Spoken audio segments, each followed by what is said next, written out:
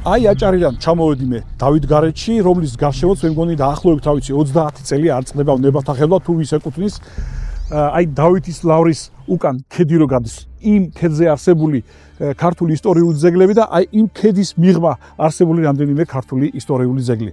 მე ახლა შევეცდები დეტალურად ახსნა თუ რა მოხდა მე-20 საუკუნის 20-იან წლებში.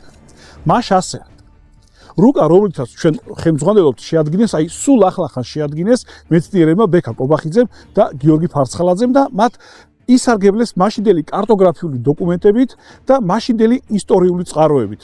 და ეს რუკები ჩვენ გვაძლევს უკვე ზუსტ წარმოდგენას თუ როგორ იცვლებოდა აი მე-20 საუკუნის 20-იან წლებში საქართველოს პოლიტიკური გეოგრაფია. აი საქართველოს გასაბჭოების შემდეგ საქართველო აყენებდა პრეტენზიებს საინგილოზე, რადგან მიაჩნდათ, რომ ეს არის საქართველოს ისტორიული ტერიტორიები. კარგად თუ დავაკვირდებით ამ რუკას ზუსტად ჩანს თუ აი სად გადიოდა საქართველოს მაშინდელი საზღვარი.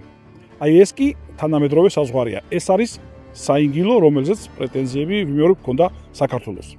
დავითგარეჯი არის აი აქ, საქართველოს სიღრმეში და აზერბაიჯანს საერთოდ, აი ვიმეორებ, საერთოდ ტერიტორიული პრეტენზიაც კი არ ქონია აქაურობაზე. ქედს იქით ტერიტორიები იყო დაუსახლებელი და ამ ტერიტორიებს იყენებდნენ მხოლოდ აზერბაიჯანელი მწყემსები საძოვრებად.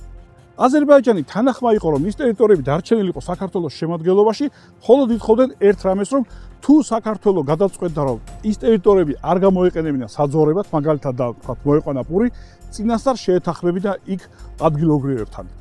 მაგრამ გადაწყვეტილება მოსკოვში სულ სხვანაირი მიიღეს და აი ის ტერიტორია, რომელიც ჩვენ ნახეთ ახლა რუკაზე, გადაეცა აზერბაიჯანს.